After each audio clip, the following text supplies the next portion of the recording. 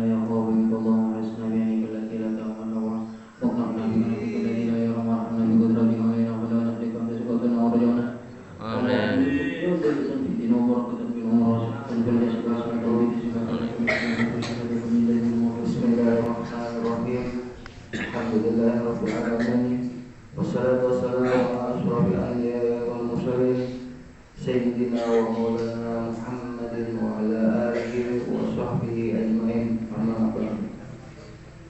Yang hormati sama-sama kita muliakan Ustadz Muhammad Humaydi, yang sama-sama menghormati guru-guru agama, tokoh-tokoh agama, ketua kampung, jamaah sholat subuh Masjid Al-Musyahadah Desa Lampiong yang dirahmati oleh Allah Subhanahu wa Ta'ala. Puji syukur kehadirat Allah Subhanahu wa Ta'ala yang mana pada pagi hari ini kita masih diberikannya kesehatan, umur, sehat, bisa melaksanakan sholat subuh berjamaah, yaitu melaksanakan subuhan dari Amplas. Nah, bagi subuhan ini, komunitas ini kita kelarin tujuannya ingin menghidupkan sholat subuh berjamaah, yaitu kegiatan kami ini dari masjid ke masjid. Nah, ini masjid yang pertama kali kami datangi. Alhamdulillah hari ini hari Ahad tanggal 2. Waalaikumsalam warahmatullahi wabarakatuh. Bismillahirrahmanirrahim. Al-Mu'tazzi bi'uluwihi aziz wa kullu aziz bi'izzatillahi ya'tazun. Ya aziz ta'azzaztu bi'izzatik wa man i'tazza bi'izzatik fa huwa azizun la dhilla ba'dah wa man i'tazza biduni izzatik fa huwa dalilun inna Allaha qawiyyun aziz wa innahu la yansurul aziz. Amma ba'du. Rabbi shrah li sadri wa yassir li amri wahlul 'uqdatam min lisani yafqahu qawli. Raditu billahi rabban wa bil islami dinan wa bi Muhammadin nabiyyan wa rasulan. Nawaitu ta'allum wa ta'lim wa tadhakkur wa tadhkir wa naf'a wal intifa' wal ifada wal istifada wal hatta ala tamassuki bi kitabillahi wa sunnati rasulihi ibtigha'a mardatillahi ta'ala. Yang kami hormati tokoh masyarakat, yang kami hormati guru-guru, yang kami hormati teman-teman semua komunitas baik kesubuhan Kota Amplas. Semoga perkumpulan kita hari ini, kita tidak keluar di tempat ini melainkan dosa-dosa kita sudah diampuni oleh Allah. Karena tempat yang semacam ini oleh Nabi Muhammad sallallahu alaihi wasallam disabdakan di dalam hadisnya bahwasanya Allah Subhanahu wa taala menurunkan malaikat-malaikat dan juga menurunkan cucuran rahmatnya Allah Subhanahu wa taala kepada seseorang yang berkumpul di suatu tempat. Di situ mereka berzikir kepada Allah Subhanahu wa taala. Pertama-tama mari kita panjatkan puji syukur kita kehadirat Allah Subhanahu wa taala, karena berkat karunia Allah Subhanahu wa taala kita masih bisa melakukan daripada yang diwajibkan oleh Allah Subhanahu wa taala. Dan juga salawat serta salam semoga tetap tercurah limpahkan keharibaan sang baginda Nabi Muhammad sallallahu alaihi wasallam. Semoga dengan melaksanakan yang diperintahkan oleh Allah, yang dianjurkan oleh Nabi Muhammad sallallahu alaihi wasallam, kita semua yang hadir di sini, anak-anak kita, istri-istri kita semuanya dicatat sebagai pecinta Nabi Muhammad sallallahu alaihi wasallam. Dulu Bapak dan Ibu ada muadzinnya Nabi Muhammad sallallahu alaihi wasallam. Tukang adzannya Nabi Muhammad sallallahu alaihi wasallam. Yang kita ketahui adzan yang suka adzan di zaman Nabi Muhammad sallallahu alaihi wasallam itu salah satunya adalah Sayyidina Bilal. Muadzinnya Nabi Muhammad ini ada 3 sebenarnya. Yang pertama adalah Sayyidina Bilal, yang kedua adalah Ummu Maktum, yang ketiga Abu Mahdurah. Kita ulangi lagi. Yang pertama Sayyidina Bilal, yang kedua Ummu Maktum, yang ketiga Abu Mahdurah. Sayyidina Bilal ini dikenal sangat mencintai Nabi Muhammad sallallahu alaihi wasallam. Saking cintanya kepada Nabi Muhammad sallallahu alaihi wasallam, saat Rasulullah sudah wafat, beliau tidak bisa tinggal di kota Madinah karena setiap sudut di kota Madinah mengingatkan ia bersama Nabi Muhammad sallallahu alaihi wasallam. Akhirnya Sayyidina Bilal ini berpindah hijrah ke kota Syam. Lama di kota Syam, akhirnya Sayyidina Bilal menikah dan mempunyai anak. Lama tidak berkunjung kepada Nabi Muhammad sallallahu alaihi wasallam. Akhirnya Rasulullah sallallahu alaihi wasallam saat Bilal tidur, Nabi Muhammad hadir di dalam mimpinya dan berkata kepada Sayyidina Bilal, "Ma hadzal jafa ya Bilal, ma hadzal jafa ya Bilal." Alangkah jauhnya engkau ya Bilal dariku, kata Nabi Muhammad sallallahu alaihi wasallam. Akhirnya ketika Sayyidina Bilal bangun, Sayyidina Bilal tidak bisa menahan tangisnya. Dan pada akhirnya sang istri menanyakan, karena tidak seperti biasanya Sayyidina Bilal menangis yang terseduh-seduh seperti itu. "Ya Sayyidina Bilal, kenapa engkau menangis?" kata sang istri. Akhirnya Sayyidina Bilal menjawab, "Rasulullah sallallahu alaihi wasallam hadir di dalam mimpiku. Dan Rasulullah sallallahu alaihi wasallam berkata kepadaku, 'Ma hadzal jafa ya Bilal, ma hadzal jafa ya Bilal.' Betapa jauhnya engkau ya Bilal." Akhirnya Sayyidina Bilal ziarah ke kota Madinah. Di dalam perjalanan Sayyidina Bilal tidak bisa menahan nangis, selalu menangis. Kenapa? Karena di perjalanan itu ada pepohonan. Di situ Sayyidina Bilal mengingat Nabi Muhammad sallallahu alaihi wasallam. Ketika sampai di kota Madinah, Sayyidina Bilal tersungkur menangis di depan makam baginda Nabi Muhammad sallallahu alaihi wasallam. Akhirnya setelah ia lama di kota Madinah menangis di depan makam baginda Nabi Muhammad, ditepuk dari belakangnya oleh Sayyidina Abu Bakar. Akhirnya mereka berpelukan saling menangis karena sama-sama mengingat Nabi Muhammad sallallahu alaihi wasallam. Sayyidina Bilal memeluk Sayyidina Abu Bakar karena tidak ada sahabat yang menemani dengan setia kecuali Sayyidina Abu Bakar.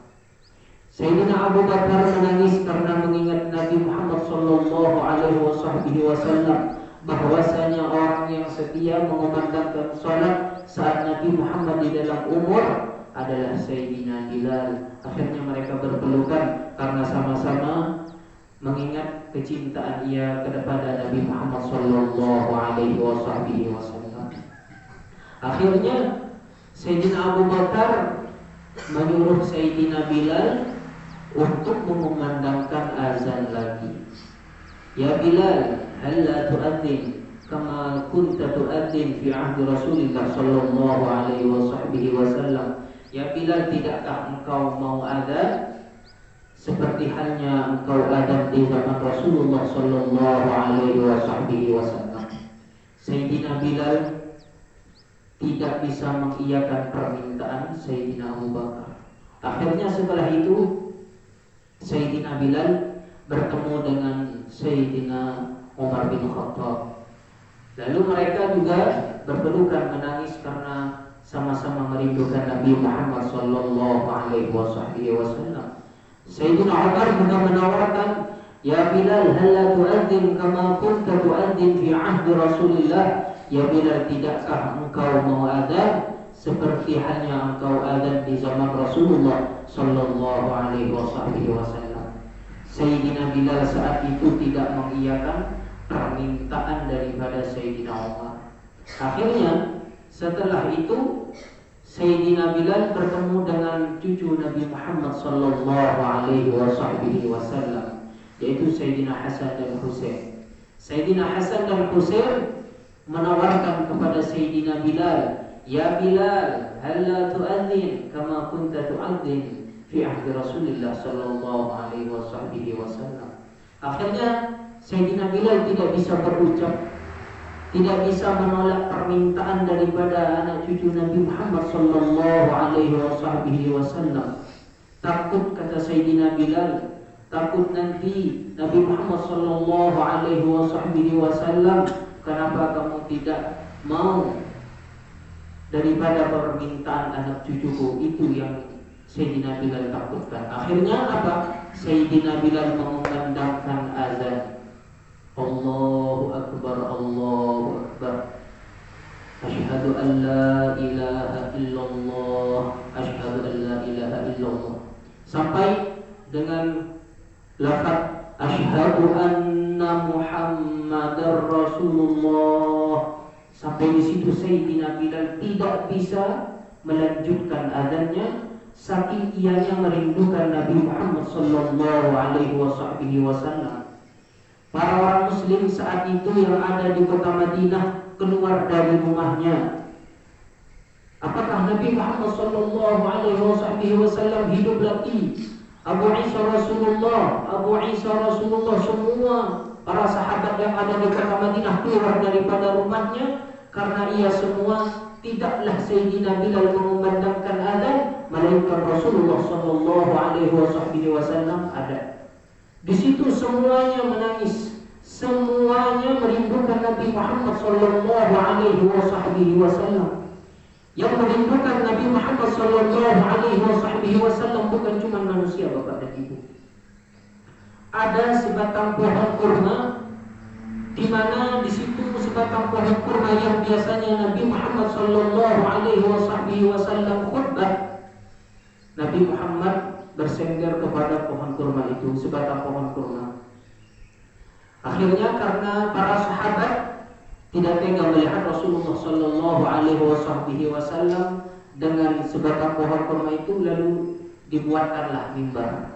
Dibuatkan mimbar oleh para sahabat. Rasulullah sallallahu alaihi wasallam berpindah daripada sebatang pohon kurma kepada mimbar yang baru. Saat Nabi Muhammad sallallahu alaihi wasallam pindah kepada mimbar yang baru, sebatang pohon kurma ini menangis karena merindukan Nabi Muhammad sallallahu alaihi wasallam. Di situ bukan cuma Nabi Muhammad sallallahu alaihi wasallam yang mendengar daripada tangisan sebatang pohon kurma tadi. Semuanya jamaah yang hadir saat itu mendengarkan tangisan sebatang pohon kurma karena ia mencintai Nabi Muhammad sallallahu alaihi wasallam. Sebatang pohon kurma saja, Bapak dan Ibu, yang tidak berakal, yang tidak bernyawa bisa mencintai Nabi Muhammad sallallahu alaihi wasallam. Kita yang mempunyai akal, kita yang mempunyai hati, kita yang mempunyai semua dianugerahkan oleh Allah Subhanahu wa taala tidak bisa mencintai Nabi Muhammad sallallahu alaihi wasallam. Saking tebelnya hati kita, saking kerasnya hati kita. Perhatikan Bapak dan Ibu, siapa yang kita cintai. Yang kita cintai, yang kita tonton setiap malam di televisi kita, itu tidak bisa membuat kita selamat dari api nerakanya Allah Subhanahu wa taala.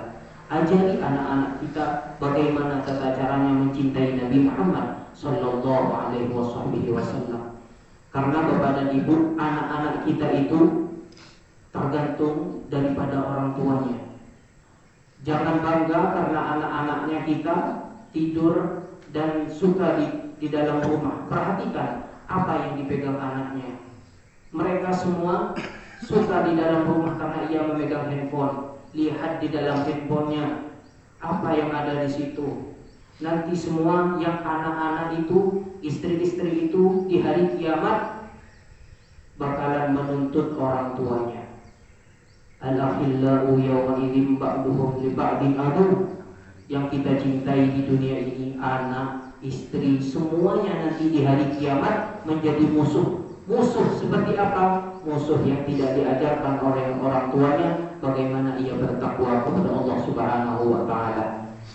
Bagaimana ia mencintai Nabi Muhammad sallallahu alaihi wasallam.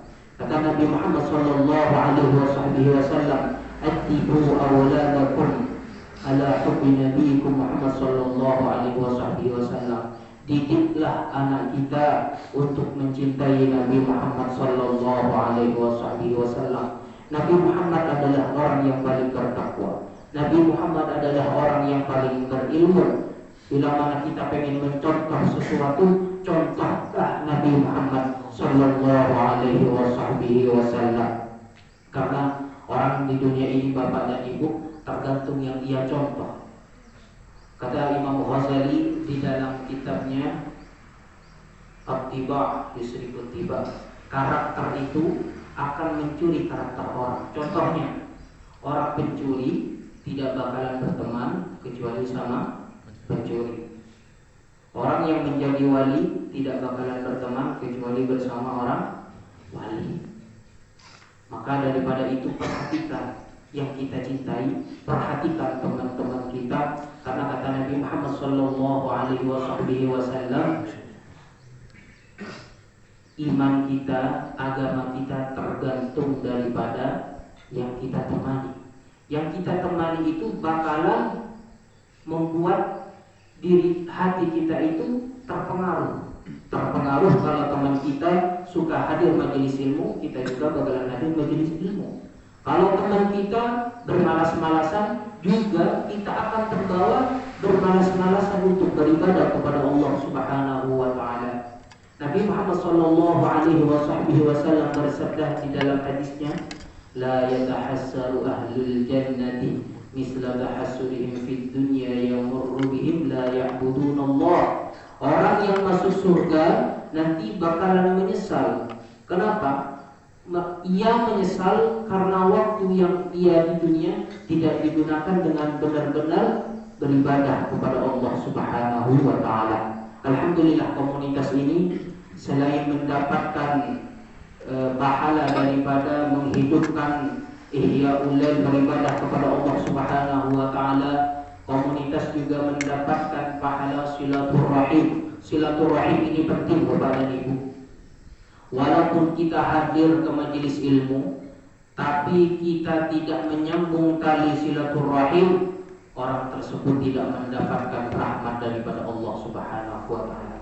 Dulu Nabi Muhammad sallallahu alaihi wasallam saat ia khutbah dan berpidato di depan para sahabatnya, yang tidak menyambung tali silaturahim silahkan keluar, kata Nabi Muhammad. Karena Allah Subhanahu wa taala tidak menurunkan rahmatnya di mana di situ ada orang yang tidak menyambung tali silaturahim. Di dalam hadis Nabi Muhammad sallallahu alaihi wasallam, la yadkhulul jannata qati'ur rahim. Orang tidak bakalan bisa masuk surga orang yang memutus tali silaturahim. Akhirnya ada sahabat di situ yang keluar. Akhirnya kembali Rasulullah sallallahu alaihi wasallam bertanya, "Kenapa engkau keluar daripada majelisku?" Kata Nabi Muhammad, "Ya Rasulullah, sebelumnya saya memutus tali silaturahim, akhirnya saya kembali ke rumah dan memohon maaf, menyambung tali silaturahim, dan saya kembali kepada majelismu ya Rasulullah." Saking bahayanya Bapak dan Ibu orang yang memutus tali silaturahim. Perhatikan dari sekarang, kalau ada di antara kita yang memutus tali silaturahim, ketahuilah hari-hari kita dipenuhi dengan laknatnya Allah Subhanahu wa taala. Rahmat Allah Subhanahu wa taala tidak turun kepada orang yang memutus tali silaturahim. Contohlah bagaimana Nabi Muhammad sallallahu alaihi wasallam. Nabi Muhammad sallallahu alaihi wasallam walaupun kepada tetangga yang non muslim, Nabi Muhammad sallallahu alaihi wasallam mencontohkan contoh yang sangat baik. Dicirikan dulu Nabi Muhammad SAW mempunyai tetangga yang non-muslim, yang kerjaannya setiap hari di depan rumahnya mencela Nabi Muhammad SAW. Akhirnya orang tua tadi yang sering mencela Nabi Muhammad SAW sakit. Lalu Nabi Muhammad SAW menghampiri ke rumahnya, dan orang tua tadi berkata kepada Nabi Muhammad, "Ya Rasulullah, engkau mau ngapain ke sini? Apakah engkau mau membunuhku atau mau memukulku?" Kata Nabi Muhammad SAW, "Tidak, saya datang ke sini membawa makanan dan berdoa supaya kamu disembuhkan oleh Allah Subhanahu wa taala dan melanjutkan aktivitasmu," kata Nabi Muhammad. Aktivitasnya apa? Mencela Nabi Muhammad SAW. Dari sini kita mengambil pelajaran bahwasanya orang yang mencela kepada kita jangan dibalas dengan seperti itu. Jangan dibalas dengan ketidakbaikan. Karena yang kita contoh adalah Nabi Muhammad SAW. Ajarkan ketakwaan kepada anak-anak kita, ajarkan ketakwaan kepada istri-istri kita. Kalau itu semua tidak diajarkan, nanti istri dan anaknya bakalan menuntut suaminya dan semuanya dimasukkan ke api neraka Allah Subhanahu wa taala wa iyyabillah. Mungkin cukup sampai di sini yang bisa kami sampaikan, kurang lebihnya mohon dimaafkan karena saya juga masih belajar.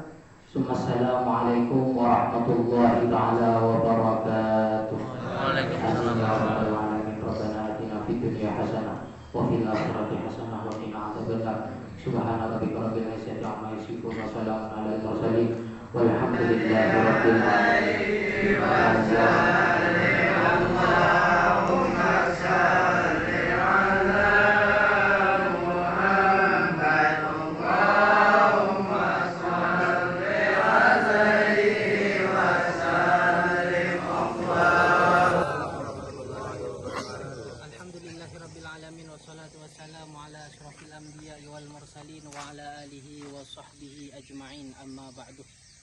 Himbauan kepada kita semua komunitas Biker Subuh dan juga kepada yang belum bisa bergabung di komunitas ini agar supaya untuk selalu menghidupkan masjid kita, sholat berjamaah 5 waktu di masjid dan menerangi hati kita dengan sholat fajar berjamaah. Para ulama berkata, anir qalbak binuril fajri wa barakatihi. Sinarilah hati kamu, cahayalilah hati kamu dengan salat berjamaah subuh di masjidnya Allah Subhanahu wa taala. Dengan salat berjamaah subuh, insya Allah hati kita akan diterangi oleh Allah Subhanahu wa taala, diberikan cahaya oleh Allah Subhanahu wa taala, sehingga cahaya yang kita dapatkan bisa juga mencahaya anak-anak istri kita di rumah kita. Amin ya rabbal alamin. Semoga kita semuanya dicatat sebagai pecinta Nabi Muhammad sallallahu alaihi wasallam. Wassalamualaikum warahmatullahi taala wabarakatuh. Biker Subuhan Allah. Sallu ala Nabi Muhammad.